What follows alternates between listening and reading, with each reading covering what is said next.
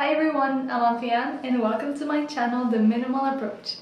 Today's video is all about coat. I'll be sharing my latest make, which is the Quart coat from Handmade. And also at the beginning of the video, I will be sharing about the coats I've made in the past and if I've been wearing them or not.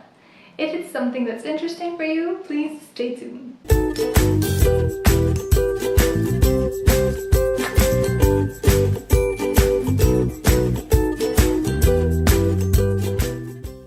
Thinking of making a coat, and then a friend of mine, another sewist, suggested that I was at a point that I could definitely make a winter coat, and it's something that I didn't really think I could before, that I was at that level. I thought it was too much of an advanced project for me. But then after she suggested it, I went through the rabbit hole of looking at winter coat patterns and all the material, and then we went to Quart with this friend and at everything she used to make her winter coat last year, and I was like, well, you know what, I think I'm ready and I want to try this on, so that's why I decided to make the Quart coat from Handmade. It took me a few weeks to decide on a pattern because there's so many out there and I just wasn't sure which one was appropriate for me and would serve me best. I almost did the Opium by Direndo, and it's probably a pattern I will do in the future. But first off, let's just go through the coats I've made in the past. So one that I've been wearing a lot is the Jill coat, and I will insert a picture for you to see me wear it. It's an online coat, and the only modification I did to this one, here there's an extra long cuff because I didn't have enough fabric. Also, this is a very simple pattern. It's a pattern from Seamwork. I highly recommend it if it's your first time making a coat. It's a coatigan, so there's no closure at the front, and there are two big patch pockets at the front. Another coat that I made is this coat from Sew Over It. It doesn't come with a lining, but I did draft one myself. I'll insert pictures of me wearing the coat here.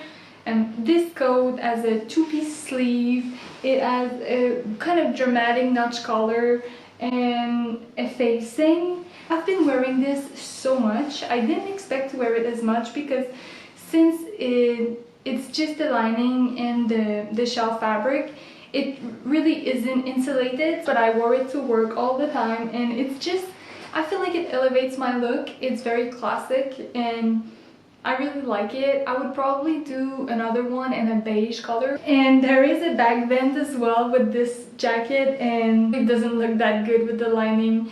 It really isn't that good. So I really need to improve this skill. And finally, the first coat ever I made is this Kelly Anorak from Closet Case Patterns. And unfortunately, this is the coat that I wore the less for many reasons. One of the reasons is that the snaps keep falling out, so this is very annoying and it makes the coat not very wearable. I don't know what was up with me and the snaps at this point, but it was just not working out. This piece of the sleeve where the cuff is looks really terrible. There's a gap and I don't really wear it because of that. I think also it's not lined, so even if the sleeve were finished with the flat fell seam, it doesn't look that clean to me. And I think I was too much of a beginner when I tried this project, and there were just so many pieces and I got overwhelmed and I just wanted to go through it and be done with it. I did a size 10 and for some reason, but I think I should have done this size 6 or 8 maximum because it's really big on me. And yeah, the fact that there isn't any cord around the hood, I find it's very annoying because you cannot get the hood to sit closer to your face if it's raining. So this is something I would improve if I do it another time. Yeah, since I made this coat, I did buy the lining for the Kelly Anorak with the intent of doing it again, but now I'm not sure. And the fact that this is just for show and that these pockets don't close, I find that annoying as well. So we'll see about this coat. Another pattern that I wanted to try was is it the Waver or something from Paper Cut Patterns? I think it looks really good and maybe I will try it, I don't know. I really wanted to make a water resistant coat for autumn, but I just didn't get around to it. But now let's get into the pièce de résistance, the Quart coat from Handmade. Just before we get into it, I will talk to you a little bit more about the pattern. So the Quart coat is a short, double-breasted fitted coat with a high stand-up collar, inseam pockets, long sleeves with zipped cuffs. Inspired by the military outerwear, you'll also find epaulettes and a pleated skirt detail on the side. The Quart coat is fully lined. So this is the description from our website.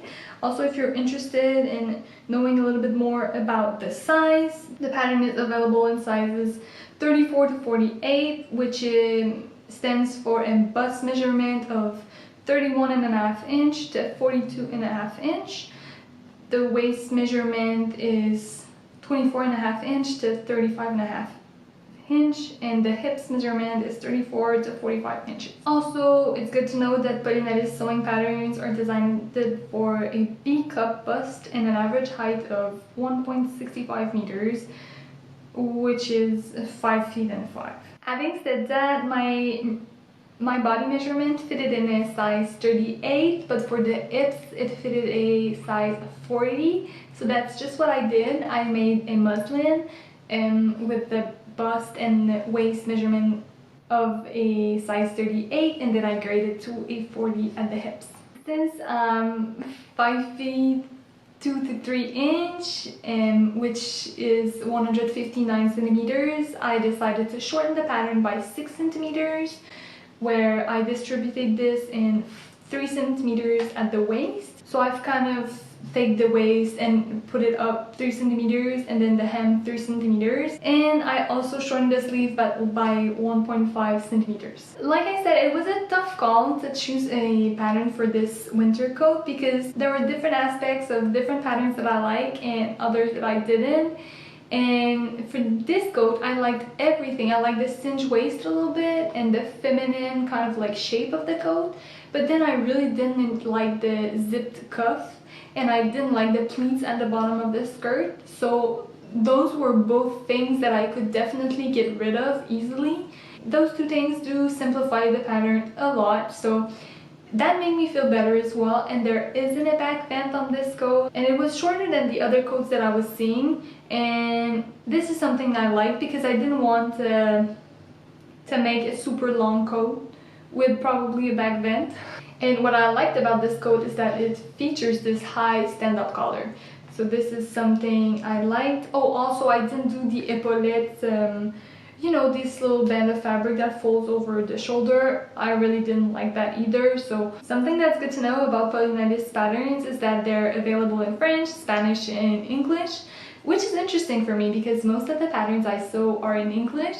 And then when I want to speak in French with my mom about sewing, I have 0 words to explain and talk about the techniques that I'm using. So it's very interesting for me to be able to read in French as well. This pattern comes with 13 pieces, which isn't that for a coat. The total cost of this project was $113. I really wanted to kind of like track the cost and the time it took me to make the coat because it's the first question that people, non-sewing people, ask me, how much it cost you and how long it took to make it. And just to tell you a little bit more about the breakdown of the cost, it was about $50 for the exterior fabric. It's a fabric from Club Tissu, and it was $16 a meter, and this pattern calls for 2.7 meters of fabric. And I bought micro welt, which is this type of interfacing. I don't know if you can see it well, but it has a little bit of texture, and I think it's a little bit insulating. So I was taking just like everything that could help me, and this was $28 because I bought 2.5 meters. That was what the pattern called for, but it's a lot. It's just too much. I could have gotten away with a meter less. Then I bought Kasha lining, which was $11 a meter, and I got 2.5, and that was a lot too much too. And I think it's because I shortened the coat a lot and I didn't do the pleats. I think this is one of the reasons I'm using less fabric. And if you don't know Kasha, well, it has this shiny exterior and the inside is like this. It's just matte and it's really soft. So cachet lining and some insulating properties as well. Then last minute I also bought Thinsulate because I just wanted to make sure the coat would be warm enough. I'll insert pictures of the Thinsulate and how I installed it in my coat. Now about the time that it took me to make this coat, just to assemble the PDF pattern and to cut the fabric, the lining and the interfacing, it took 3 hours. So there's quite a lot of interfacing to install, so that's one of the things that took time. And assembling the shell, so really the exterior of the coat, it took me 4.5 hours. And then assembling the lining with the Thinsulate, it took 3 hours. And finally putting all the pieces together and sewing the buttons and stuff, and then sewing the lining as well, because this coat isn't a coat that you bag, and it's something that I really like. I think it helped me to make the best finishing I could do. So what you do is that you sew all with right sides together, the shell with the lining all around the coat, and then you don't sew the bottom at all, and you end sew the bottom of the hem of the lining with the shell of the fabric. This is a technique that I will reuse in the future. You really have a better control on how the lining fits, I think, when you end sew it. So even if I just like to end sew, and I thought it was bad, but you know what, I think practice makes perfect. I had to do it twice because there was a mistake the first time I did it. So this is something that, yeah, I really appreciated. Oops, my gloves are here. Some tutorials that I really like that I will put in the description box below is the tutorial from Closet Case Patterns to use interlining with your winter coat. So that's where I got the instruction to use Thinsulate. So just to tell you a little bit about the construction of this coat, the first thing that you do is that you assemble the shell, so the exterior of the coat, and then you assemble the facing, and then you assemble the lining, and then you put everything together. So one of the things that I think is very important that gives really the professional look of the coat is to use shoulder pads and shoulder sleeve heads. I'm fortunate enough to live close by amazing fabric shops where I can find all of these supply easily. If you live somewhere there isn't any store where we can buy these, I highly suggest, and it's something that I printed because I thought maybe I had to use it, and it's the free closet case pattern for shoulder pads and shoulder sleeve heads. So this is the pattern for shoulder pads. So you can see it comes with 3 little shapes, and then you cut these into different type of fabrics, and it just creates the perfect shoulder pad. And then the same thing is available for the sleeve head. So one piece is here. This one I didn't assemble because I did have sleeve heads at home. So you cut these into cotton batting or fleece. As for the shoulder pads, I use this 12mm. I believe it's the thickness of the shoulder pad, and it was from this brand, which is Quart, and I bought this in Club Tissu as well. So everything was from Club Tissu. I've been wearing the coat outside, and one thing that I can tell you is that it is warm, and the fact that it's double-breasted, I didn't use Thinsulate for the front because I didn't want the coat to get too poofy and too big.